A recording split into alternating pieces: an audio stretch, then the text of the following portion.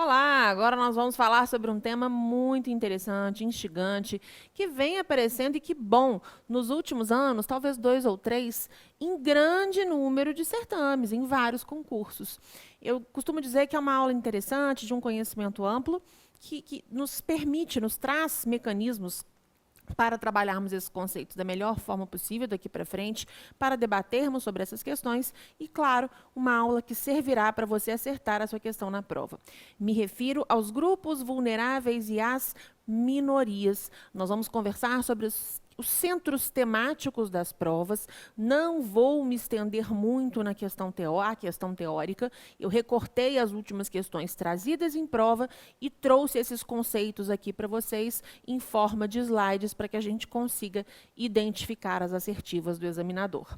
Vem comigo, eu vou colocar na tela grupos vulneráveis e minorias, a distinção inicial. Já adiantando que em muitos momentos, grupos vulneráveis e minorias podem se confundir, ou, melhor dizendo, determinado grupo, até ressaltei isso para vocês, ó, determinado grupo pode se inserir nos contextos de grupo vulnerável e minoria simultaneamente, a depender da situação específica.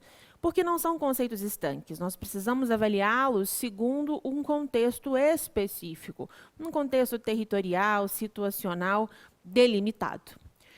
Grupos vulneráveis são os conjuntos, né? Um grupo é o conjunto de pessoas que, por questões relacionadas a gênero, idade, condição social, vou até frisar também o conjunto de pessoas, que é importante, deficiência e orientação sexual, são consideradas mais suscetíveis a violações de seus direitos.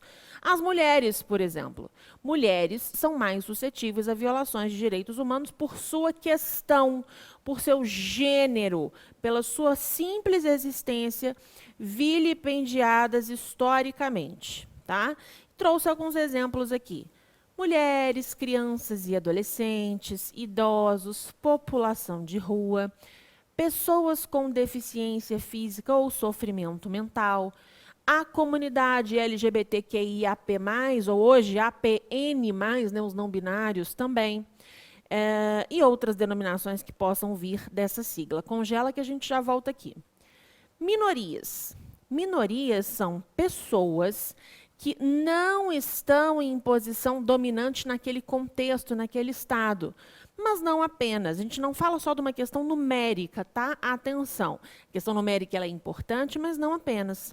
Elas são dotadas de características étnicas, linguísticas ou religiosas específicas que diferem daquelas observadas massivamente. E ainda coloquei a observação, observar o contexto fático. Porque a gente não pode dizer que no Brasil os espíritas sejam uma maioria. São, quando a gente pega o recorte de professar religiões no Brasil. Os espíritas têm um maior grupo? Não, eles são uma minoria dentro do Brasil. Da mesma forma, os budistas, os praticantes de candomblé, tá? Então, do candomblé, são coisas diferentes, porque no Brasil a gente sabe, um país que ainda é um país católico, um país cristão, agora os evangélicos também, às vezes nas pesquisas, às vezes se mostram quase perto ali da população católica, mas só para mostrar para vocês que a minoria ela tem que ser observada de acordo com um contexto fático. O que é minoria no Brasil pode não ser no Japão e vice-versa. Quero voltar com vocês nessa sigla aqui, ó. LGBT, QIAP+, ou APN+, para nós, de uma vez por todas, cessarmos quaisquer dúvidas em relação às letrinhas que compõem essa sigla, tá? Vamos trabalhar aqui a parte histórica, para a gente entender como é que essa sigla veio de GLS, lá atrás, décadas de 70, 80, para GLBT, depois LGBT, esse T mudou um pouco de configuração, as outras letras foram adicionadas, e aí depois o símbolozinho do mais, isso tudo a gente vai observar. Eu preciso também que vocês tenham muito claro, muito em mente, uma diferenciação importante. Uma coisa é nós falarmos sobre orientação sexual. Outra coisa é falarmos sobre identidade de gênero. Essas duas caixas não se confundem.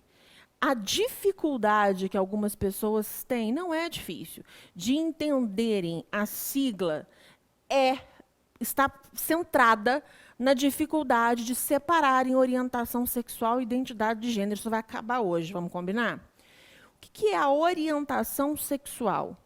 A orientação sexual é qual a preferência, a afeição, a ligação afetivo-sexual que uma pessoa tem em relação às demais. Não tem nada a ver com a forma da pessoa, como ela se apresenta, se ela se apresenta como homem ou mulher, não. Nós estamos falando de afeição física sexual, né? Afetivo sexual. Como é que eu me identifico no sentido de querer me relacionar com alguém? É essa ideia de orientação sexual. O que me atrai? Quando eu falo em identidade de gênero, quando eu falo nessa afirmação desse gênero individual, é como a pessoa se vê, se percebe individualmente. Eu não estou falando de terceiros com quem eu quero me relacionar, com quem eu venha me relacionar ou não. Não, eu estou falando de mim, como eu me observo, como eu me sinto, se eu me sinto homem, mulher. E não é uma coisa que a gente tira da cabeça, hoje me sinto mulher. Não é assim que funciona. Vamos nos despir dos nossos preconceitos e vamos compreender o que cada uma dessas expressões significa. Então, eu, por exemplo, Elisa, eu sou uma mulher cis, não sou uma mulher trans, porque eu nasci biologicamente mulher, ok? Essa é a minha identidade de gênero. Então, eu sou mulher e me entendo como mulher. Eu aceito, eu entendo, eu me vejo na minha condição de mulher. Tudo bem? Mas eu sou uma mulher cis heterossexual. Eu sou uma mulher que, na minha vida, sempre tive, eu sou casada com um homem e sempre tive a orientação sexual em relação ao outro gênero, ao masculino. Sou uma mulher, em resumo, no bom português, uma mulher que não me interesso afetivo sexualmente por mulheres. Então, eu sou uma mulher cis heterossexual. Tudo bem? Se eu, Elisa, estou dando exemplo comigo para ficar bem claro para vocês. Se eu, Elisa, tivesse nascido biologicamente João, com genitália masculina, mas percebesse ao longo dos anos que não me identificava com aquela condição masculina, não me identificava com ser um homem e me identificava com ser uma mulher, eu seria hoje uma mulher trans. Não tem nada a ver, repito, com quem eu me relaciono ou deixo de me relacionar. É a minha percepção. Eu não me vejo como se eu me visse presa ao corpo, às sensações, às emoções, aos pensamentos de um gênero diferente do meu, e deve ser muito difícil, né? Deve ser muito sofrido, principalmente pela falta de aceitação social, pela falta de aceitação da família. Então, neste caso, eu seria hoje uma mulher trans. Tudo bem? Ok.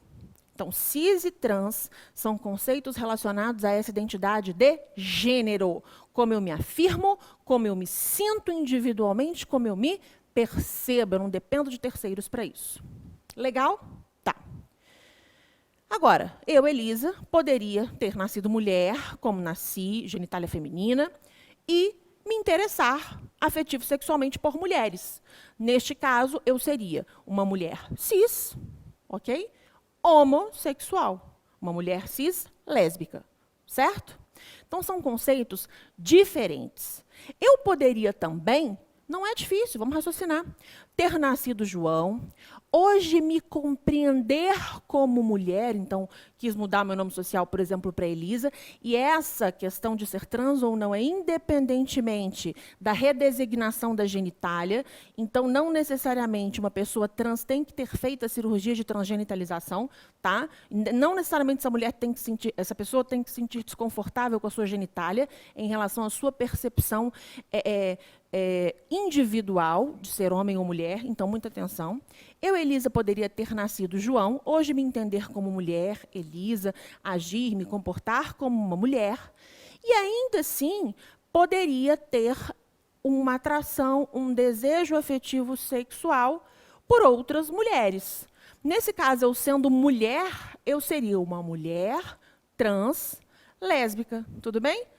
Agora, se eu, Elisa, tivesse nascido João e hoje fosse uma mulher, Elisa, me entendesse, me afirmasse como tal, Elisa, e tivesse esse desejo afetivo sexual em relação a homens, eu seria uma mulher trans heterossexual. Porque o que importa é como eu me redesigno hoje, é como eu me entendo hoje, é como eu me percebo e me comporto hoje. Tudo bem? Resumindo, cis e trans, conceitos relacionados à identidade de gênero, afirmação desse gênero. Quando eu falo de homo e heterossexual, por exemplo, só colocando em duas caixinhas que a gente vai esmiuçar isso, eu estou falando sobre orientação sexual.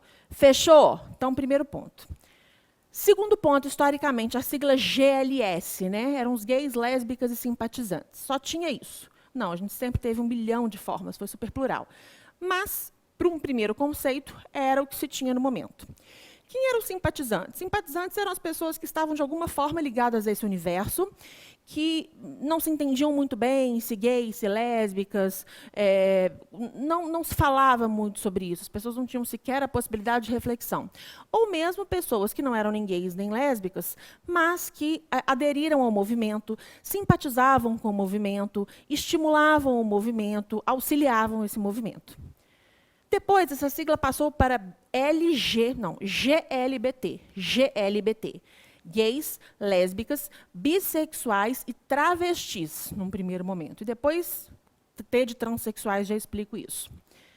Só que percebam, até na redesignação dessas siglas, nós percebemos a evolução do machismo. Então, houve um movimento para se trocar a sigla GLBT por LGBT. Então, de gays, lésbicas, bissexuais e travestis, nós passamos para lésbicas, gays, bissexuais e travestis. Depois, esse T passou para uma ideia da trans, da pessoa que faz essa transição, conforme eu expliquei para vocês. Porque o termo travesti nem sempre era um termo aceito pela própria comunidade, porque ele poderia muito bem representar um estigma, um carimbo que a pessoa leva, que, historicamente, as travestis se viam muito destinadas a uma situação de discriminação, de segregação, de prostituição. Algumas não. Algumas gostam de usar o termo travesti como uma afronta ao sistema, de uma forma positiva, estou dizendo, de uma forma de romper com essa estigmatização. Então, na dúvida, a gente tem que perguntar se esse termo travesti é um termo com o qual a pessoa se sente confortável, tudo bem? Lembrando que é diferente de transexual, que é uma questão de identidade em sua vida, como eu expliquei para vocês. Então, B são os bissexuais, pessoas que se relacionam e têm afeição sexual, amorosa, afetiva com pessoas de ambos os gêneros, tá? Então, esse é o bissexual.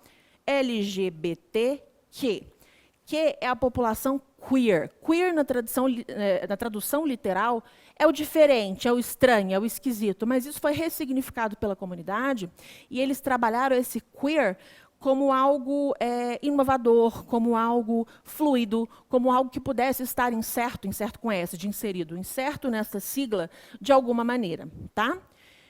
Passados os queers LGBTQI, I é o intersex.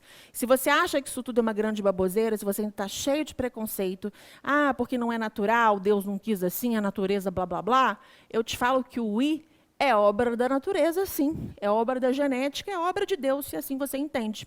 Porque o I é o intersex. É a pessoa que geneticamente carrega os dois sexos. Antigamente havia um termo chamado hermafrodita, hoje em desuso completo, mas é o intersex, é a pessoa que tem a carga genética de dois sexos. E tem grande parte da população mundial que tem essa carga genética. Houve uma novela, salvo engano, Renascer, que a personagem de uma atriz, Maria Luísa Mendonça, era Buba. Ela ela era hermafrodita. Então, isso foi discutido na década de 90 na televisão em horário nobre. Então, lembrem-se, o intersex advém de uma condição genética. Tá? LGBTQIA. A são os assexuados. Pessoas que não têm afeição ou qualquer tipo de relacionamento afetivo sexual com nenhum dos sexos, que não se sentem confortáveis em se relacionarem afetivamente, sexualmente com outros sexos. LGBTQIAP. P, ao contrário, são os pansexuais. A gente sai o P como se fosse uma ampliação do B do bissexual. Por quê? Porque existem várias formas de expressar essa afetividade, essa amorosidade, a sexualidade. E aí o P vem com essa ideia do pansexual, a pessoa que se relaciona com pessoas, independentemente de caixas, de designações. E o N, eu não coloquei na sigla aqui, LGBTQIAP+, porque o mais já contemplaria outras formas não contempladas até então, mas hoje o N vem se agregando e vem se afirmando nessa sigla. O N são os não binários, pessoas que não se entendem ligadas especificamente a um gênero apenas. Você é homem ou você é mulher? A pessoa não se identifica como um ou como outro. Legal? Então, essa é a sigla para vocês entenderem. Mais uma vez, vamos tentar nos despir, nos despirmos desses nossos preconceitos, entender que a sociedade é plural, que ela muda, que muita coisa que a gente não entendia, não compreendia lá atrás, passou da hora da gente entender, da gente compreender e, principalmente, da gente respeitar. Fechou? Vamos voltar aqui para o nosso conceito. Grupos vulneráveis e minorias. Vamos falar de raça, etnia e procedência nacional. Já foi cobrado em prova. Tradicionalmente, pessoal, raça era algo muito morfológico, né? Abarcava esses fatores como cor de pele, constituição física, estatura, estrutura de cabelo, essas coisas eram faladas. Hoje é um termo muito questionado, é um termo delicado, embora ainda seja utilizado, não é que esteja errado. Mas entende-se que o termo etnia, que vem do grego etnos, povo, é algo mais amplo, porque a própria miscigenação cultural, física, né, as trocas entre os povos tiraram muito essa questão dessa raça, desse conceito que foi muito perigoso no passado de raça pura, né? Nós vimos o desastre do nazismo. Então, na etnia, nós temos uma comunidade humana definida por afinidades linguísticas e culturais. Tradicionalmente, ela é mais ampla que o conceito de raça. Mas muitos estudiosos dizem que etnia e raça não podem mais ser claramente estabelecidos em razão dessa miscigenação cultural. Então, são conceitos difíceis de serem abordados, mas, na prática, para efeitos de prova, normalmente o examinador, quando ele fala em raça, ele vai trabalhar algo mais relacionado à questão morfológica, e etnia, a gente tem a ideia mais ampla, de afinidades linguísticas, culturais, essa noção de pertencimento. Procedência nacional já é um critério bem objetivo. É o local de origem da pessoa, a nação dessa pessoa. Fim. Migrantes e refugiados. Qual a diferença para nunca mais errar? Os migrantes, a gente subentende que eles têm opção. Por pior que seja a situação específica deles, a situação atual deles, eles ainda têm uma opção de migrar, de sair do lugar A para o lugar B, em busca, por exemplo, de uma vida melhor. Só que os refugiados, eles não têm essa opção. Os refugiados são pessoas que são forçadas a sair de casa, porque, se não saírem, correm o risco de tortura, de morte, em situações extremas. Então, o migrante ainda tem essa opção de migrar em busca de novos desafios, de uma vida melhor, embora ninguém está dizendo que isso não seja um processo sofrido, mas não tem essa iminência da tortura, da morte que os refugiados sofrem. Então, os refugiados são grupos de pessoas forçadas a sair de casa sob risco de tortura, de morte, e estão ali num contexto de guerra, de intolerância, de perseguição. O mundo hoje ele já superou esse número, deve estar até desatualizado, viu? Porque a cada dia, infelizmente, principalmente com os últimos acontecimentos históricos, infelizmente nós vemos ainda mais pessoas nesse contexto. Mas aqui eu trouxe para vocês um último dado, que o mundo já superou 70 milhões de refugiados. E muitos, né, desse grupo que a gente colocou não conseguiram sair sequer dos seus próprios países. Eles estão na condição de refugiados, mas ainda não conseguiram sair dos seus países. Aproximadamente metade dessas pessoas tem até 18 anos e menos de 5% pedem auxílio, pedem ajuda oficial. Povos e comunidades tradicionais, um conceito também cada vez mais trazido em provas. Povos e comunidades tradicionais São grupos culturalmente diferenciados que possuem condições sociais, culturais e econômicas próprias, mantendo relações específicas. Já grava isso, eu vou grifar. Mantendo relações específicas com o território e com o meio ambiente no qual estão inseridos. Vamos repetir. Povos e comunidades tradicionais, que essa definição pega muita gente em prova. São grupos culturalmente diferenciados que possuem condições sociais, culturais e econômicas próprias, mantendo relações específicas, muito viscerais, com essa questão do território e com o meio ambiente no qual estão inseridos. Eles respeitam o princípio da sustentabilidade, buscando a sobrevivência das gerações presentes sob os aspectos físicos, culturais e econômicos, bem como assegurando as mesmas possibilidades para as próximas gerações. Vem aqui para mim que desde já nós vamos desmistificar algo. Quando nós falamos em sustentabilidade, nós temos a tendência de achar que sustentabilidade está ligado só a questões relacionadas ao meio ambiente, né? A questões ambientais. Já falei isso em outros momentos para vocês nas nossas aulas.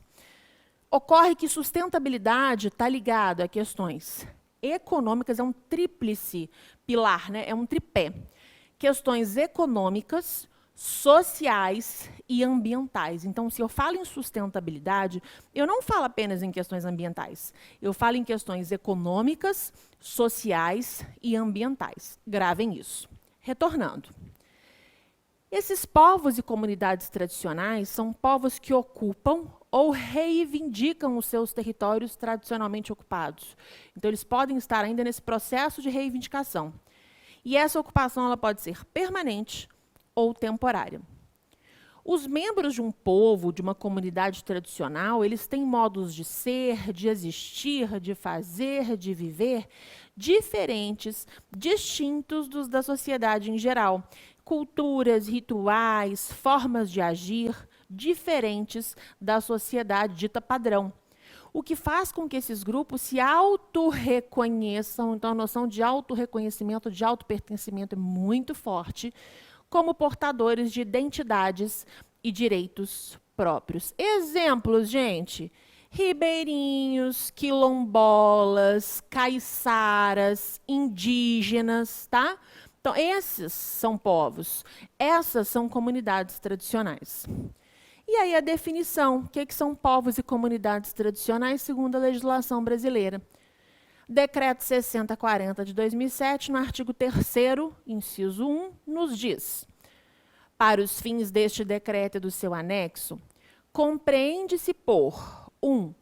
Povos e comunidades tradicionais, grupos culturalmente diferenciados e que se reconhecem como tais, que possuem formas próprias de organização social, que ocupam e usam territórios e recursos naturais como condição para sua reprodução cultural, social, religiosa, ancestral. A ideia de ancestralidade desse pertencimento é muito marcante, e econômica, utilizando conhecimentos, inovações e práticas gerados e transmitidos pela tradição. Então, aquilo que foi passado pelos antepassados fica péssimo, mas aquilo que foi redistribuído, informado, ensinado pelos antepassados é algo de muita relevância para a identidade dos povos e comunidades tradicionais. No artigo 215 da Constituição, no parágrafo 1º também, nós temos: o Estado garantirá a todos o pleno exercício dos direitos culturais e acesso às fontes de cultura nacional e apoiará e incentivará a valorização e a difusão das manifestações culturais. Parágrafo 1º. O Estado protegerá as manifestações das culturas populares, indígenas e afro-brasileiras e das de outros grupos participantes do processo civilizatório nacional. E continua no artigo 216. Constituem patrimônio cultural brasileiro os bens de natureza material e imaterial, tomados individualmente ou em conjunto, portadores de referência à identidade, à ação, à memória dos diferentes grupos formadores da sociedade brasileira, nos quais se incluem: 1. As formas de expressão. 2. Os modos de criar, fazer e viver. 3. As criações científicas, artísticas e tecnológicas. 4. As obras, objetos, documentos, edificações e demais espaços destinados às manifestações artístico-culturais. 5, os conjuntos urbanos e sítios de valor histórico, paisagístico, artístico, arqueológico, paleontológico, ecológico e científico. Parágrafo 1º. O poder público, com a colaboração da comunidade, promoverá e protegerá o patrimônio cultural brasileiro por meio de inventários, registros, vigilância, tombamento e desapropriação e de outras formas de acautelamento e preservação. Parágrafo 4º. Os danos e ameaças ao patrimônio cultural serão punidos na forma da lei. E parágrafo 5º. Ficam tombados todos os documentos e os sítios detentores de reminiscências históricas dos antigos quilombos. Eu disse a vocês, né? Os quilombolas são uma comunidade, um povo tradicional. E o índio, fazendo esse recorte talvez do grupo que seja mais cobrado em prova. Índio é qualquer membro de uma comunidade indígena, atenção ao centro da questão, reconhecido por ela como tal. Porque se esse membro não for reconhecido por essa comunidade, ele não será considerado indígena, ok? E o que é uma comunidade indígena? Toda comunidade fundada em relações de parentesco ou vizinhança entre os seus membros. Então, parentesco ou vizinhança, que mantém laços histórico-culturais com as organizações sociais indígenas pré-colombianas. Essas relações de parentesco ou vizinhança constitutivas da comunidade incluem relações de afinidade, filiação adotiva, parentesco ritual, atenção ou religioso e, mais geralmente, definem-se nos termos da concepção dos vínculos interpessoais fundamentais próprios da comunidade em questão. Esses laços histórico-culturais com as organizações sociais pré-colombianas compreendem dimensões históricas, culturais e sociopolíticas. Então, primeiro ponto, deve haver o reconhecimento daquela comunidade, daquela pessoa como índio. E essa comunidade é qualquer comunidade que seja fundada em relações de parentesco ou vizinhança entre os membros que a compõem e que mantém esses laços histórico-culturais com organizações sociais indígenas pré-colombianas. O que esse parentesco e essa vizinhança representam, Elisa? Afinidade, filiação adotiva, um parentesco que seja adotado num ritual, num preceito religioso, isso tudo é considerado para os indígenas, para os índios, relações de parentesco. Lembrando que esses povos sempre têm uma afinidade muito grande com território e com meio ambiente, um pertencimento muito grande à questão do território, ao meio ambiente e se apoiam na sustentabilidade, que traz questões econômicas, sociais e ambientais. Vamos acabar com essa ideia de que sustentabilidade se traduz apenas em questões relacionadas ao meio ambiente. Fechou? Com isso, a gente encerra grupos vulneráveis e minorias.